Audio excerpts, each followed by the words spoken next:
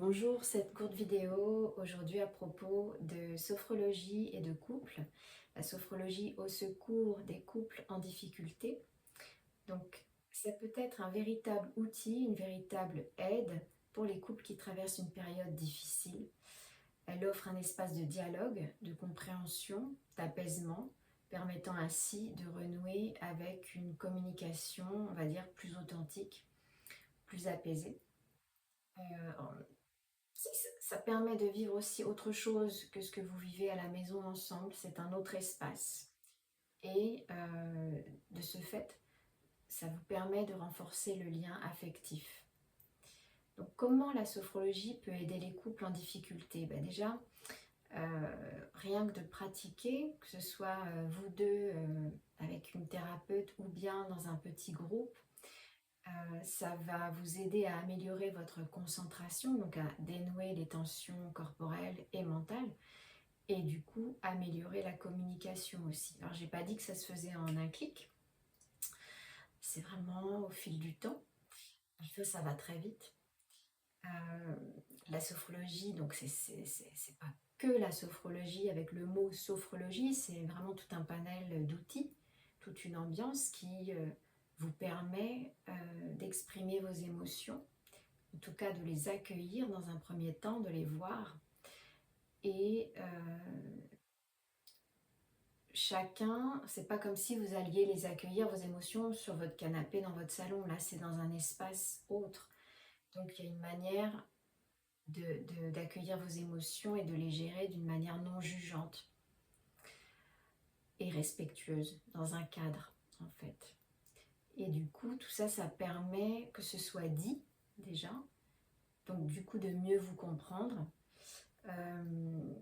Clarifier, oser dire, mais sans vous réprimander, mais d'oser dire dans cet espace-là de pratique, ou cet espace de parole avec le thérapeute, dire vos attentes, dire ce que vous auriez aimé, ce que vous aimeriez, sans blesser l'autre en fait. Et ça permet aussi de résoudre des malentendus, des choses qui n'étaient pas dites, qui étaient en tension, qui ressortaient sous des formes de disputes. Donc voilà, la sophro évidemment permet de vous aider à gérer le stress et les tensions. Donc il y a les exercices de relaxation, que ce soit, il y a des exercices de relaxation dynamique qui se passent debout ou même assis sur une chaise, mais il y a aussi des moments de relaxation, soit sur une chaise, soit un petit peu, ça dépend de votre état de fatigue, ça peut être aussi sur un tapis de yoga. Donc avec beaucoup d'exercices de respiration, parce que ça c'est très important. Et ça permet de réduire le stress également accumulé dans le couple. Donc on travaille aussi sur le fait de renforcer l'estime de soi, donc l'image de soi, l'image de vous, la confiance que vous avez en vous. Donc on va aller travailler là, on va aller regarder là.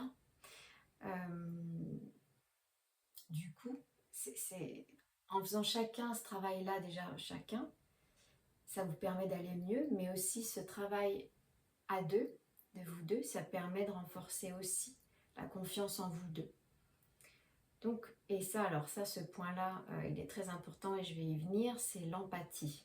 Moi, je sais, j'y mets un point d'honneur, enfin, c'est très, enfin, je trouve ça primordial. Après, bon, tout est important, mais l'empathie, c'est... Voilà, enfin, donc des séances comme ça de sophrologie et de quelque part de parole aussi, où vous pouvez mettre en mots ce qui était resté un petit peu dans les non-dits, ça va vous permettre de développer l'empathie, la compréhension de l'un et de l'autre, écoute active, c'est-à-dire que vous recevez, vous voyez vraiment ce qu'exprime votre partenaire, sans zapper, sans projeter, sans bâcler. Et c'est précieux, euh, que ce soit pour l'un comme pour l'autre. Et je trouve ça très beau quand deux personnes arrivent vraiment à avoir un degré d'empathie élevé.